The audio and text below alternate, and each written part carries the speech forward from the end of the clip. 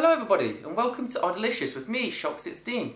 That's right, Dan and Steve from the Oddpod show let me record a special episode of Odd-elicious for them. Basically because I was cheeky enough to ask and they just said, yeah, go on, go ahead and do it. So here I am going ahead and doing it. So if you are watching this on my channel and you never heard of Oddpod or their channel or their series Odd-elicious, then links are in the description bar below.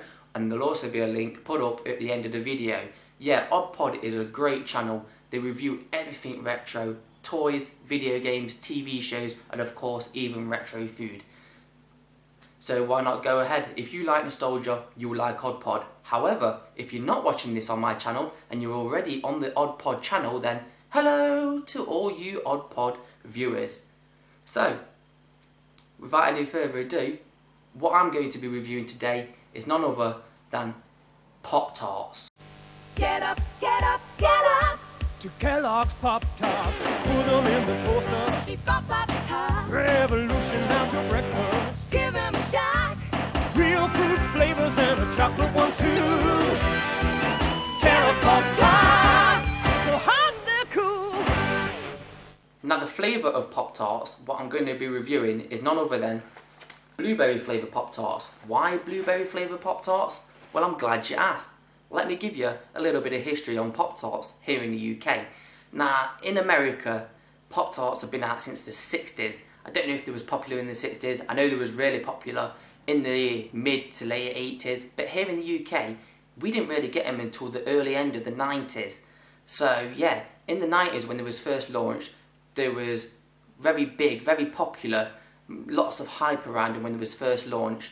So yeah, they went down a treat. But then they had a bit of a hiatus here in the UK, and they went off like store shelves, and you couldn't buy them anywhere. They basically stopped selling them in the UK for a period of time, and then of course a few years later they came back, and now you can buy them all over the shop. However, in the UK, when they was first launched, you got a whole range of flavours. Now, on the second run, we've been kind of screwed because we only get 4 flavours. Those 4 flavours are strawberry, cherry, chocolate, and a marshmallow flavour. However, I've never seen the cherry or the marshmallow flavours.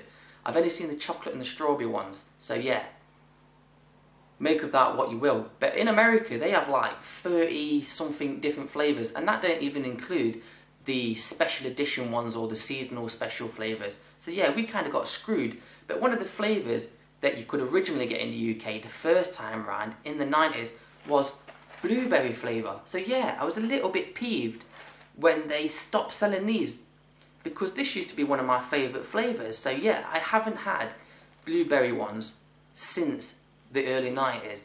But thanks to stores now such as Tesco, where I got these from, and Asda and other such supermarkets in the UK now, they now have these wheeled food aisles which stock American goods. So yeah, if you want to try out some of the more exotic, shall we say, flavours of Pop-Tarts from the US, go down to your local Tesco or Asda or something and check out their American food aisle.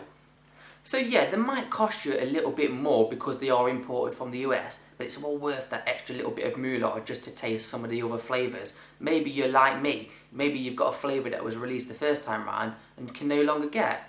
So yeah, why not? The extra moolah is well worth it, and they're not that much more expensive than the regular ones. So let's take a look at Pop-Tarts. Just in case you're not familiar with them, they come in a cardboard box. You get 8 in them. They're individually wrapped, foil wrapped in pairs. Yeah, is there any difference from the American packaging to the UK packaging? Not what I can tell. They look exactly the same. Yeah, exactly the same. And has there been any changes to them over the years? I imagine there has. 20 something years have passed since they first came out. I imagine there's been some changes to the packaging, but pretty much the same design has stayed all the way. Pop-Tarts, logo, and then all your information and stuff like that.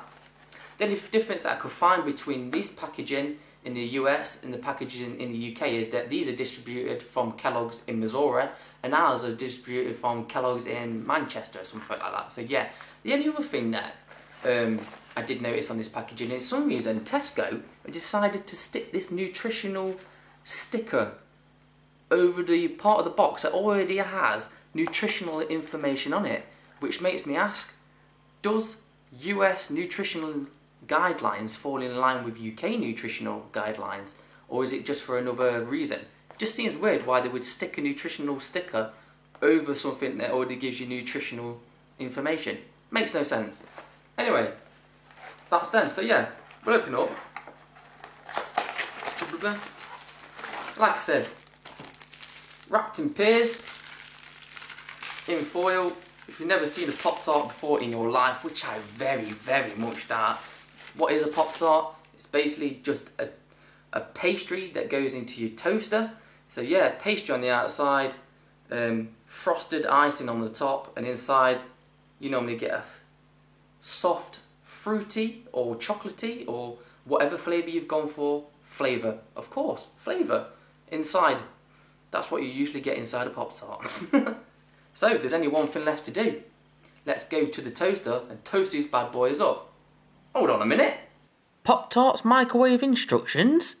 Now that's strange, because one thing that I distinctly remember from the 90s packaging of Pop-Tarts was a big warning that used to say, these are not suitable for microwaving. So yeah, apparently now they're safe to go in your microwave. So that only means one thing. To the microwave, Batman!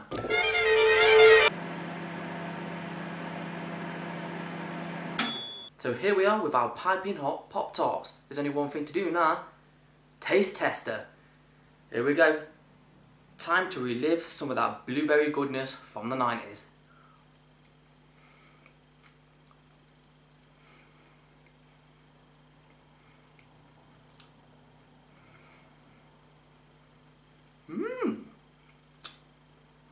Yeah, man.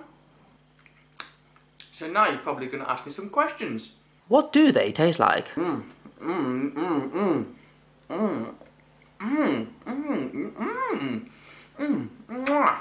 more detail, please. Yeah, they are really nice, really tasty. Nice and fruity, as you expect them to be in the middle. Pastry is nice, not too hard, not too soft. And the frosting's nice and sweet on top, so yeah, top marks for flavour. Do they taste different done in the microwave? So yeah, as you've seen, I did these ones in the microwave. Normally I would toast them. Does it really make any difference? No. To the overall taste and quality, it does make no difference whether you microwave them or toast them. The only difference that I can say is if you toast them, the pastry around the edges goes a little bit crispier, a little bit crunchier, where in the microwave they stay softer. So it's really down to personal choice whether you want to toast them or microwave them. It just depends if you like them a little bit crispier or you like them soft. At the end of the day, I know people that eat them straight out of the box, so yeah, it's down to personal preference. Overall, doing them in the microwave does not hinder the taste whatsoever. But do they taste the way you remember them? Yeah, they really do taste just as good as I remember them. I don't know if they've had any recipe changes over the years.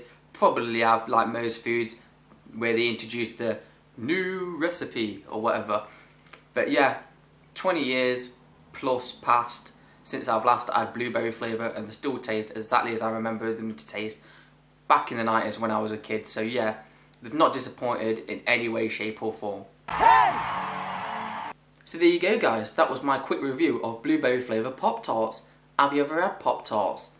If so, have you ever had the blueberry ones? Did you like them? Let us know. What's your favourite flavour of Pop-Tarts? Again, let us know. I've been Shock16 for Odd-elicious. See you all next time.